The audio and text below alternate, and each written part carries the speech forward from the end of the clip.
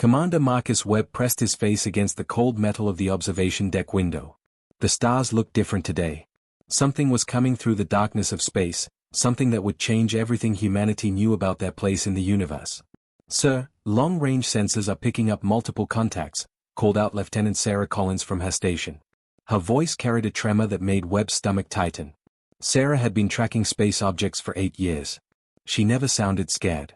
Webb walked over to the main display screen where Captain James Morrison was already studying the readings. The numbers didn't make sense. The objects were massive, larger than anything humans had ever built. They moved through space like living things, pulsing with strange energy patterns. "How many?" Webb asked. 17 confirmed, sir. "Maybe more behind them," Morrison replied. His weathered face showed no emotion, but Webb knew him well enough to see the concern in his eyes. "They're not following any flight pattern we understand. It's like they're swimming through space instead of flying." On the far side of the galaxy, in a place humans had never seen, High Dominator Velthurian stretched his serpentine body across his command throne. His scales gleamed like polished emeralds under the bioluminescent glow of his ship's living walls. Crystalline tendrils extended from his skull, connecting him directly to the vast network of minds that made up the Zephyrian Collective. For 3,000 years, his kind had ruled the known galaxy. They were perfect beings, evolved beyond the limitations that trapped lesser species. Their ships grew from specially cultivated organisms, stronger than any metal. Their minds could reach across space, sharing thoughts and knowledge instantly with their entire race. Most importantly, they could control the minds of other species with ease. The collective had conquered over 400 worlds. Each time, it was the same simple process. They would arrive, broadcast their mental dominance, and watch as entire civilizations fell to their knees in submission. Some species tried to fight at first, but their primitive minds always broke under psychic pressure. Within days, sometimes hours, new slaves would be begging to serve the collective. Velthurian's neural tendrils pulsed with satisfaction as he reviewed the latest conquest reports. The insect-like Kriktar had lasted only 6 hours before surrendering their entire homeworld. The aquatic Mordeshi hadn't even tried to resist. 3 billion new slaves added to the collective's workforce in just 1 month. Now his scouts had found something new. A small blue planet in an unremarkable solar system, populated by primitive mammals that called themselves humans. The initial reports were disappointing. These creatures had barely achieved faster-than-light travel. Their technology was crude, their society fractured into competing nations. They showed no signs of psychic ability whatsoever. Estimated resistance time? Velthurian's thought rippled through the collective network. "Minimal, High Dominator," came the reply from Scout Prime Hezkala. "Their neural patterns appear standard for mammalian species. Simple, predictable, easily dominated. We project total surrender within 12 hours of first contact." Velthurian felt a wave of mild disappointment wash through the hive mind. He had hoped for something more challenging, perhaps a species that could provide interesting entertainment before inevitably submitting. These humans seemed to offer nothing but basic manual labor. Back on Earth, Admiral Rebecca Turner paced the floor of Earth Defense Command. The massive underground facility buzzed with activity as technicians tried to make sense of the approaching fleet. Every screen showed the same impossible readings. The alien ships were biological, alive in ways that defied human understanding. We're getting more detailed scans now," reported Dr. Michael Barnes, the facility's chief scientist. He was a thin man with nervous hands that constantly adjusted his glasses. "The ships appear to be grown rather than built. The energy signatures suggest some kind of organic technology we've never encountered." Turner stopped pacing and studied the main tactical display. 17 confirmed contacts, each one larger than humanity's biggest space station. If these aliens were hostile, Earth's defenses would be completely overwhelmed. "What about their intentions?" she asked. "Unknown. They haven't responded to any of our communication attempts. But their approach vector suggests they're heading directly for Earth." Private Emma Stone stood guard duty at Luna Base, humanity's first permanent settlement beyond Earth. She was young, barely 22, with short brown hair and the kind of stubborn expression that had gotten her in trouble throughout basic training. Her assignment to Luna Base was supposed to be routine, peaceful even. Nothing ever happened out here. That changed when the alarm started screaming. Stone grabbed her rifle and ran to the observation deck, joining dozens of other soldiers staring up at the star field. Something was moving out there, something that blocked out stars as it passed. The shape was wrong, too organic, too alive. "What is that thing?" whispered Corporal Jack Peterson, a veteran who had served in 3 different conflicts on Earth. I don't know, Stone replied, but it's big enough to eat this entire base. Across the solar system, similar scenes played out on every human outpost. Mars colony went to high alert. The asteroid mining stations powered up their emergency beacons.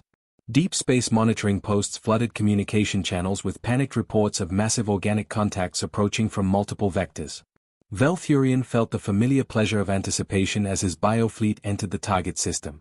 The primitive mammals had noticed their arrival, as expected. Soon would come the desperate attempts at communication, followed by threats, then panic as his psychic dominance took hold of their weak minds. He had done this dance 400 times before. It never got old. The High Dominator opened his mind fully to the collective network, allowing every Zephyrian to share in the coming conquest. 3,000 years of perfect success had taught them that lesser species all followed the same pattern. Fear, resistance, submission, slavery. Humans would be no different. They were about to discover just how wrong they could be. The first shot came without warning. Private Emma Stone was eating breakfast in Lunar Base's cafeteria when the entire station shook like an earthquake had hit it. Emergency lights flashed red as alarms screamed through the corridors. Stone grabbed her rifle and ran toward the command center, dodging falling debris and panicking personnel. Through the reinforced windows, she could see something that made her blood freeze. A massive organic ship, its surface rippling like living skin, hovered just outside the base. Strange purple energy crackled along its hull. All units to battle stations. Colonel David Hayes shouted over the intercom. His voice was steady, but Stone could hear the fear underneath. This is not a drill. The alien ship pulsed with bioluminescent light, and suddenly Stone felt something trying to crawl into her mind. It was like ice-cold fingers reaching through her skull, trying to grab control of her thoughts. Around her, several soldiers dropped their weapons and fell to their knees, their eyes rolling back in their heads. Fight it! Stone yelled, pressing her hands against her temples. The mental pressure was incredible, like someone was squeezing her brain. But something inside her pushed back, refusing to submit. She forced herself to stand, to keep moving. On the bridge of his bioship, Scout Prime Hezkala felt the first hint that something was wrong. His psychic broadcast should have instantly paralyzed every human in the base. Instead, nearly half of them were still moving, still fighting. Some had even managed to reach their weapons. Impossible, he hissed, his serpentine body coiling with agitation. These mammals should be completely dominated by now. Hezkala increased the power of his mental assault, flooding the human base with psychic energy that had broken entire civilizations. A few more humans collapsed, but the majority continued to resist in ways that defied everything the collective knew about inferior species. Colonel Hayes coordinated the defense from Lunar Base's command center, his jaw clenched as he fought off the alien mental attack. All fighters launch immediately. Target their weapons systems. Stone watched through the observation deck as human fighters streaked toward the alien ship. They looked like tiny insects compared to the massive biovessel. The alien ship's surface rippled, and organic cannons emerged from its hull like emerging flowers. Purple beams lanced out, and 3 human fighters simply vanished in balls of superheated plasma. Jesus, whispered Corporal Peterson, standing beside Stone. Those things just vaporized our best ships. But the remaining fighters pressed their attack, firing missiles and energy weapons at the alien vessel. To everyone's surprise, some of the shots got through.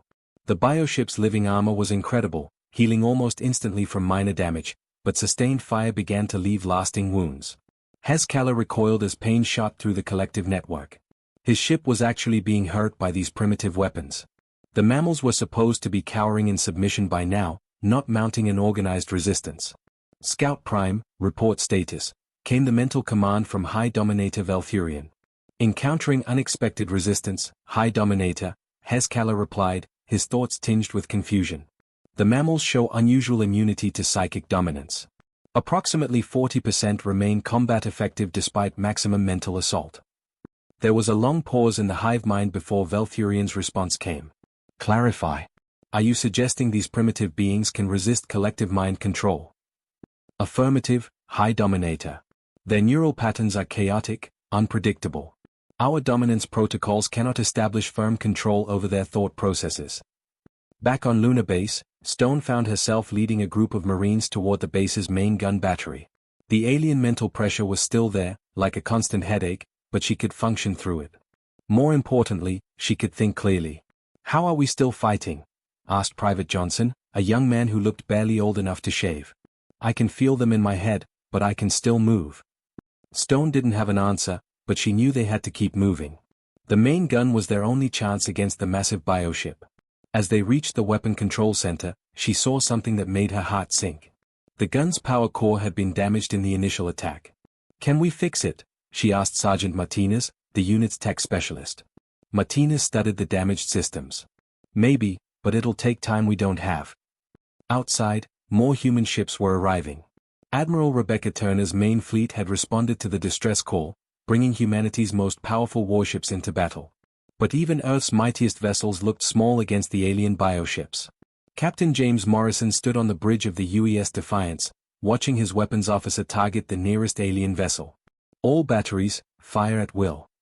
The ship's main guns opened fire, sending streams of high-energy particles at the bioship. The alien vessel's living armor absorbed most of the damage, but Morrison could see that his weapons were having some effect.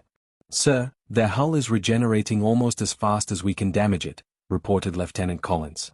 "Then we hit it harder," Morrison replied grimly. Valthurian felt the battle through the shared consciousness of the collective. This was not going according to plan. The humans should have surrendered after the first demonstration of superior firepower. Instead, they were fighting with a determination that bordered on insanity. More troubling was their resistance to mental domination. In 3,000 years of conquest, no species had shown such immunity to psychic control. The collective's greatest advantage was being neutralized by these primitive mammals. "All vessels, increase assault intensity," Valthurian commanded. "These creatures must be brought to submission." The battle intensified as more bioships entered the fight. Human vessels exploded under concentrated alien fire, their crews dying without ever knowing they faced an enemy that had never lost a war. But the humans kept fighting. Even as their ships burned around them, even as their bases were destroyed, they refused to surrender. Stone watched from Lunar Base as the UES Defiance took a direct hit and broke apart, but its crew continued firing until the very end. The first battle ended with human defeat, but not the total collapse the Zephyrians expected. As the alien fleet withdrew to assess this unexpected resistance, they left behind something they had never experienced before: doubt. For the first time in 3 millennia, the collective wondered if their next conquest might not be as easy as they had assumed. The humans had lost the battle, but they had won something more important. They had proven that the galaxy's apex predators could bleed. 6 months had passed since the first alien attack, and everything had changed. Captain Lisa Morgan crouched in the darkness of the alien bioship's organic corridor, her heart pounding as strange fluids dripped from the living walls around her. The smell was awful, like rotting meat mixed with chemicals she couldn't identify. Behind her, Sergeant Tom Phillips whispered into his radio. "Team 2 in position. The alien computer core should be just ahead." His hands shook slightly as he held his new weapon, something that looked nothing like the guns they used to carry. Morgan nodded and motioned for her team to move forward. They had learned so much about their enemy in just 6 months, but every piece of knowledge had cost human lives. The corridor ahead pulsed with a sickly green light, and she could hear something moving in the walls around them. "Remember," she whispered to her team, "these things can't think for themselves when they're cut off from their hive mind. We get to that neural hub and destroy it, and every alien on the ship becomes confused and helpless." At Earth Defense Command, General Robert Clark stood before a massive holographic display showing the entire solar system. Red dots marked alien positions, while blue dots showed human forces. The red dots still outnumbered the blue ones by a huge margin, but the pattern was different now. "Show me the latest intelligence," Clark ordered. Dr. Michael Barnes stepped forward, his hands full of data tablets. "Sir, we've learned something incredible about how they think. Every alien ship has a central brain that connects to their home network. When we damage that brain, the individual aliens lose their ability to make decisions." Clark studied the information. "So they're like a bunch of worker ants without a queen." "Exactly, sir. They've been winning battles for thousands of years because they share information instantly across their entire species. But when you cut that connection, they can't adapt or improvise. They just follow their last orders until they die." This discovery had come at a terrible cost. 3 human ships had been lost learning how alien technology worked. Hundreds of soldiers had died in failed boarding attempts. But slowly, humanity was figuring out their enemy's weaknesses. Captain Peter Maxwell led a different kind of unit now. His men didn't wear regular military uniforms. Instead, they dressed like civilians, moved through asteroid fields and hidden ships, and struck the aliens when they least expected it. The Zephyrians had never faced guerrilla warfare before. "Remember, we hit their supply convoy and disappear," Maxwell told his team as they prepared for another raid. "These aliens think war is about big battles with clear winners and losers. They don't understand hit-and-run tactics." His plan was simple but effective. Wait for an alien supply ship to pass through the asteroid field, attack it with everything they had, then vanish before reinforcements arrived. The aliens would spend weeks searching for an enemy base that didn't exist. Maxwell had learned something important about their enemy. The Zephyrians were perfect at fighting traditional wars against traditional enemies. But humans weren't traditional. They were unpredictable, stubborn, and willing to try things that made no logical sense. Back on the alien bioship, Morgan's team reached their target. The neural hub was a massive organic brain, floating in a tank of glowing fluid. Cables and nerve fibers connected it to the ship's walls, ceiling, and floor. It pulsed with alien thoughts, controlling every system on the vessel. "Plant the charges," Morgan ordered. Phillips and his men attached their special electromagnetic bombs to the brain tissue. These weren't regular explosives. Dr. Jennifer Adams had designed them specifically to disrupt alien neural patterns. As they worked, Morgan could hear alien voices getting louder in the corridors behind them. The ship's crew was finally realizing they had intruders aboard. But it was too late. "Charges set," Phillips reported. 30 seconds to detonation. Morgan's team ran through the twisting corridors as the bioship began to shake around them. When the charges exploded, the effect was immediate and devastating. The ship's lights flickered and died. The organic walls stopped pulsing. Most importantly, the alien crew's coordinated movements became confused and panicked. Dr. Adams watched the battle from her laboratory on Mars Colony, studying the data streaming in from Morgan's raid. She had spent months learning how alien technology worked, reverse engineering their weapons and defenses. What she discovered gave humanity its first real advantage. "Their entire civilization is based on shared thinking," she explained to her research team. "Every alien is connected to every other alien through their neural network. It makes them incredibly efficient, but it also makes them vulnerable. They've forgotten how to think as individuals." Adams had developed new weapons that could disrupt alien neural patterns. Electromagnetic pulses tuned to specific frequencies could shut down their bioships, scramble their communications, and leave their crews helpless. For the first time since the war began, humans had weapons that could really hurt their enemy. Major Kate Wilson commanded one of the new human strike forces, specially trained to exploit alien weaknesses. Her ships were smaller and faster than the massive alien biovessels, and they used tactics that confused and frustrated their enemy. "They expect us to fight like every other species they've conquered," Wilson explained to her pilots. "Line up our ships, exchange fire, and eventually surrender when we take too much damage. But we're not going to do that. We're going to hit them from 6 different directions, then vanish before they can respond." Her latest mission was a perfect example. Intelligence had located an alien command station near Jupiter. Instead of attacking it directly, Wilson's fleet had been harassing alien supply lines for weeks, forcing them to send more and more ships to protect their convoys. The command station was now defended by only a skeleton crew. As Wilson's ships moved in for the attack, she smiled grimly. The aliens were learning that humans didn't follow the rules of civilized warfare. They were discovering that sometimes the primitive species could be more dangerous than the advanced ones. The galaxy's apex predators were about to learn their first lesson in human stubbornness. And it was going to hurt. The explosion that destroyed the Zephyrian command node at Proxima Station could be seen from 3 star systems away.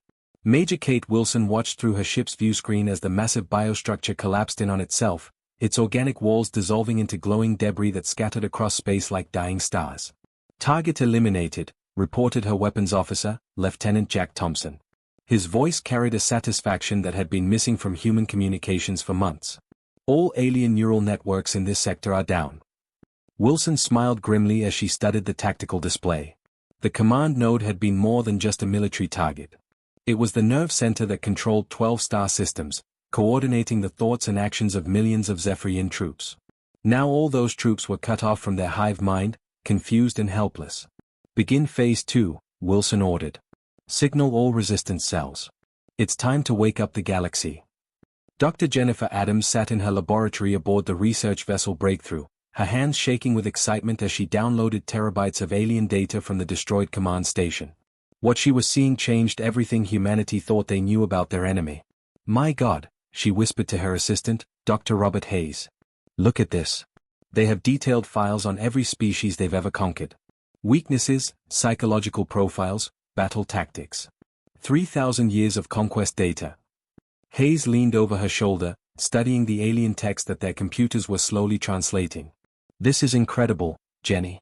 We can see exactly how they defeated everyone else.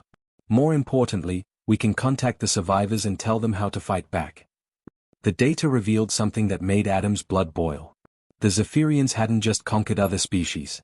They had systematically destroyed their cultures, enslaved their populations, and turned proud civilizations into nothing more than worker drones. Billions of intelligent beings had spent centuries as slaves, their creativity and independence crushed under alien mental control. But now, with the command networks failing, those mental chains were breaking. Commander Helen Foster received the first reports from the Outer Rim territories. The bird-like Kethani, enslaved for 2,000 years, had risen up against their overseers on 17 different worlds. The crystalline Vortec had turned their mining equipment into weapons of war, smashing through alien bioships with industrial laser cutters. We're getting similar reports from across the galaxy, her communications officer announced. Every enslaved species is joining the rebellion. The aliens are being attacked on hundreds of fronts simultaneously. Foster studied the tactical display with growing amazement. Red dots representing alien forces were disappearing at an incredible rate, while new blue dots appeared as liberated species joined the fight. The Zephyrian Empire, which had seemed unbeatable just a year ago, was collapsing faster than anyone had dared to hope. Sergeant Alex Thompson crouched behind the wreckage of an alien biotank, watching Zephyrian soldiers stumble through the smoking ruins of their base. Without their neural connection to the hive mind, the serpentine aliens moved like sleepwalkers, unable to coordinate their actions or make tactical decisions. It's like fighting zombies, Thompson muttered to Private Sarah Collins, who was setting up her sniper rifle nearby. They just keep following their last orders, even when it makes no sense. Collins peered through her scope at a group of aliens trying to repair a damaged weapons platform. They worked slowly, methodically, but they couldn't adapt when human soldiers started shooting at them from a different angle. Should I take the shot? Wait, Thompson replied.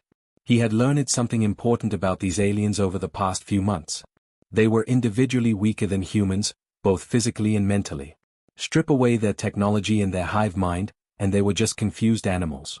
Watch this, he said, standing up and walking into the open.